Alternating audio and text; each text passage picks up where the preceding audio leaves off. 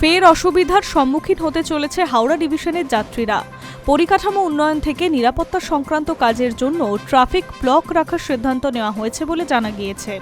এই ট্রাফিক ব্লকের জেরে মোট 120 ঘন্টা ট্রেন চলাচলের ওপরে প্রভাব পড়তে চলেছে। এই কাজের ফলে কোন কোন ট্রেন বাতিল করা হয়েছে? রেল সূত্রের খবর অনুযায়ী ট্রাফিক ব্লকের জেরে আগামী 11 ও 13 জুলাই হাওড়া ডিভিশনে বহু ট্রেন বাতিল করা হয়েছে। এই ট্রেন বাতিলের ফলে যাত্রীদের অসুবিধার সম্মুখীন হতে হবে বলে জানা যাচ্ছে।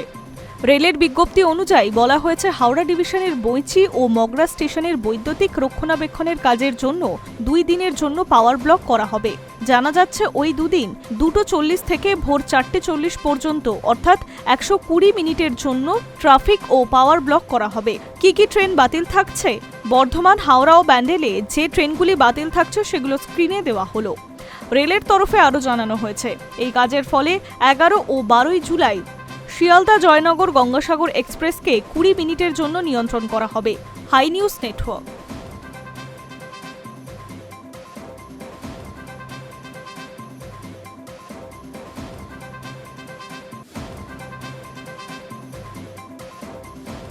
দূরপাল্লা হোক বা লোকাল ট্রেন, মোবাইল অ্যাপের মাধ্যমে আনরিজার্ভ টিকিট কেটে ভ্রমণ করলে এবার থেকে মানতে হবে নতুন নিয়ম। ডিজিটাল টিকিট ব্যবহারে কড়াকড়ি বাড়িয়েছে ভারতীয় রেল। নতুন নির্দেশিকা অনুযায়ী অ্যাপে বুক করা আনরিজার্ভ টিকিটের ক্ষেত্রে শুধুমাত্র অ্যাপে প্রদর্শিত মূল ডিজিটাল টিকিটই বৈধ বলে গণ্য হবে। রেল কর্তৃপক্ষ স্পষ্ট জানিয়েছে, টিকিটের স্ক্রিনশট, মোবাইলে সংরক্ষিত ছবি, পিডিএফ ফাইল কিংবা হোয়াটসঅ্যাপ বা অন্য কোনো মেসেজিং অ্যাপে ফরওয়ার্ড করা কপি ভ্রমণের বৈধ প্রমাণ হিসেবে গ্রহণ করা হবে না। কি কি নিয়ম মানতেই হচ্ছে? নতুন নির্দেশিকা অনুযায়ী যে মোবাইল ফোন থেকে টিকিট বুক করা হয়েছে সেই ফোনেই টিকিট দেখাতে হবে। যাত্রার সময় ওই মোবাইলের সঙ্গে একটি বৈধ ফটো, পরিচয়পত্র রাখতে হবে।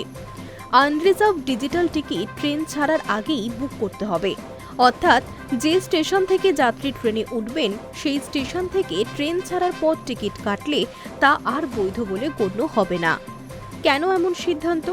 সম্প্রতি এক যাত্রী মূল ডিজিটাল টিকিটের বদলে হোয়াটসঅ্যাপে পাওয়া টিকিটের স্ক্রিনশট দেখান, সেই কারণেই তাকে জরিমানাও করা হয়।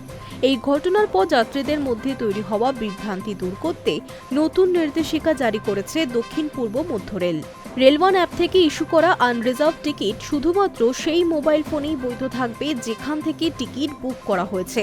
অন্য কোনো মাধ্যমে পাঠানো কপি বা স্ক্রিনশট গ্রহণযোগ্য হবে না। রেলের এই নতুন নিয়ম নিয়ে অনেক যাত্রীর মধ্যে প্রশ্ন তৈরি হয়েছে। বিশেষ করে পরিবারের একজন সদস্য নিজের মোবাইল থেকে অন্য সদস্যদের জন্য টিকিট বুক করলে সেই ক্ষেত্রে নিয়ম কিভাবে কার্যকর হবে তা এখনো স্পষ্ট নয়। ফলে বিষয়টি নিয়ে যাত্রীদের একাংশের মধ্যে বিভ্রান্তি এবং অসন্তোষ তৈরি হয়েছে। তবে রেলের বক্তব্য, ডিজিটাল টিকিট ব্যবস্থাকে আরও নিরাপদ এবং স্বচ্ছ করতে এবং জাল বা অপব্যবহার রুখতেই এই নতুন নিয়ম কার্যকর করা হয়েছে। Hi news network.